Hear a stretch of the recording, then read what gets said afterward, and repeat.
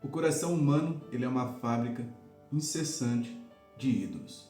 Nós estamos hoje continuando a nossa série de devocionais no livro de Juízes com a temática Juízes, o despertar dos improváveis.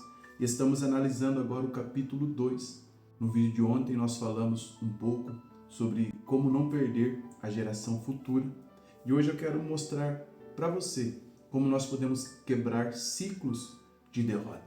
Imagine você em meio a uma mata e você está há horas caminhando, andando, e daqui a pouco você se dá conta que é a terceira vez que você está passando por aquela árvore. Isso é o que nós chamamos de um ciclo na nossa vida. E Israel está vivendo aqui um ciclo de derrota. E por qual motivo Israel está dentro deste ciclo? Muitos, quando vai fazer o diagnóstico da sua vida, vai terceirizar a culpa para outros. É o diabo, um ser espiritual. São as outras pessoas, mas não é minha culpa. Ou é uma falta de sorte. Mas de acordo com o texto de Juízes, capítulo de número 2, o problema de Israel em estar vivendo esse ciclo não era um problema externo, mas sim interno. Era a oscilação do coração de Israel. Lembre-se que Provérbios diz que sobre tudo o que se deve guardar, guarde o seu coração, porque dele procede as saídas da vida. Eu quero analisar com você como nós podemos quebrar esse ciclo, mas antes nós temos que entender como se dava esse ciclo de derrota na vida de Israel. Observe o verso de número 11 do capítulo 2. Então os filhos de Israel fizeram o que era mal aos olhos do Senhor, servindo os Baalins. Aí vem o verso de número 14 que eu quero que você olhe. A ira do Senhor se acendeu contra Israel e ele os entregou nas mãos de ladrões. Agora você lê comigo o verso 16. Então o Senhor suscitou juízes que os livraram das mãos dos que atacavam e o roubavam. E aí vem o verso 19. Mas quando o juiz morria, eles voltavam a viver como antes e se tornavam piores do que seus pais, seguindo outros deuses, servindo e adorando-os. Não abandonava nenhuma das suas práticas, nem a sua obstinação. Observe que há um ciclo de 4 passos que acontece aqui. O primeiro passo é o que nós vamos chamar do ciclo da apostasia. Esse aqui é o gatilho inicial. Eles abandonaram o Senhor. Tenha em mente então que a derrota ela não começa do lado de fora, ela começa do lado de dentro. Quando nós perdemos o nosso secreto com Deus, quando nós deixamos de valorizar a comunhão, o relacionamento com Deus. Jesus vai dizer que quando quiseres orar, vá para o seu quarto, feche a porta e ore ao seu Pai em secreto, e o seu Pai que vê em secreto lhe recompensará publicamente. Quem ora não precisa falar que ora, porque a vida de oração privada dele vai se manifestar em público. Só que Israel perdeu isso porque Israel troca o senhorio de Deus por Baal. Eles trocam o Senhor. E essa apostasia vai gerar uma consequência, que é o verso de número 14 que nós lemos. A ira do Senhor se levanta contra o povo. Deus age contra o povo. Há um pesar da mão de Deus contra a nação.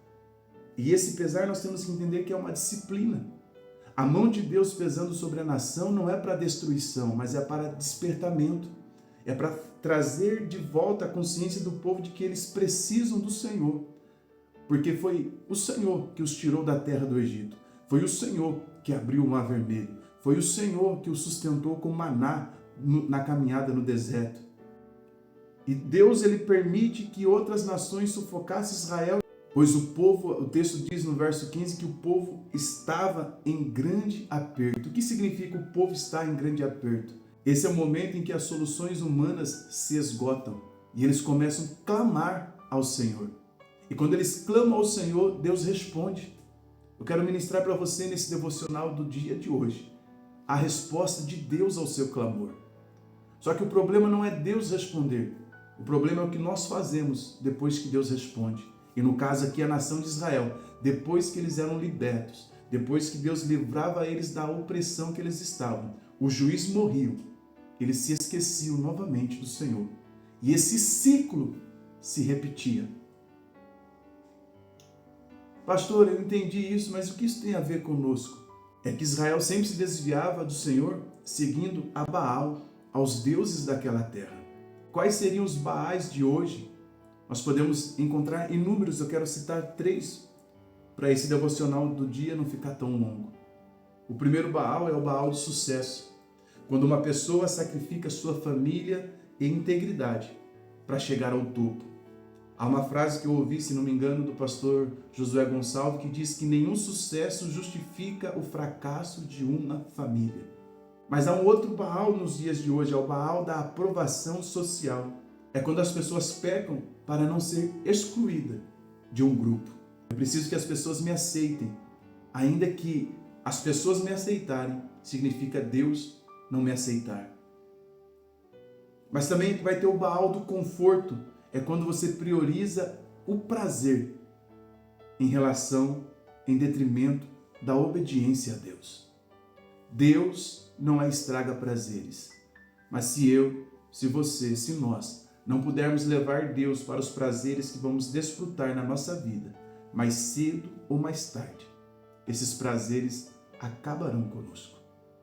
Quando nós compreendemos esse raciocínio, nós vamos perceber que ídolo é qualquer coisa que promete o que só Deus pode dar: segurança, valor, identidade, refúgio.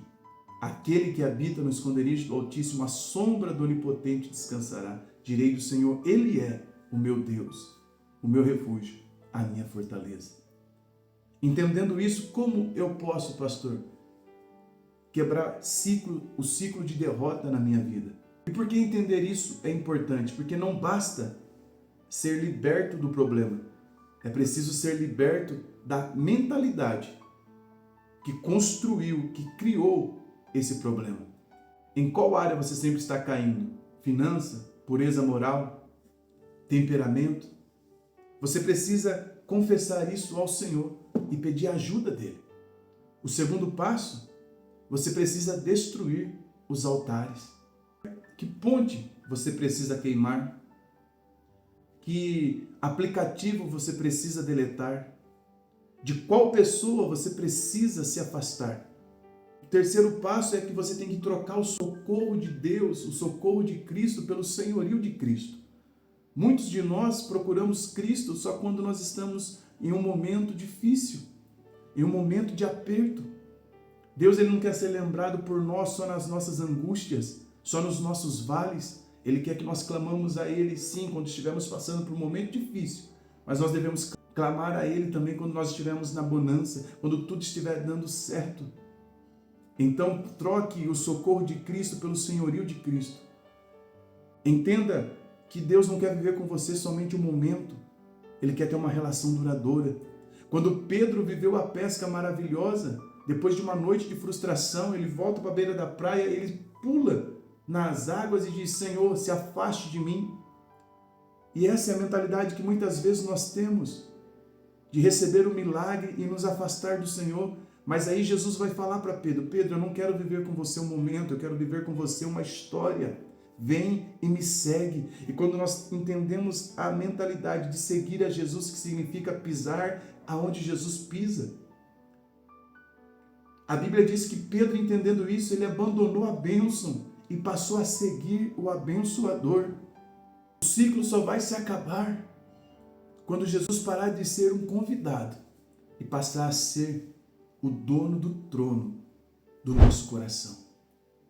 Quando nós destronarmos todos os ídolos que o nosso coração possa querer criar e nós submeter o nosso coração à perfeita, agradável vontade do Senhor.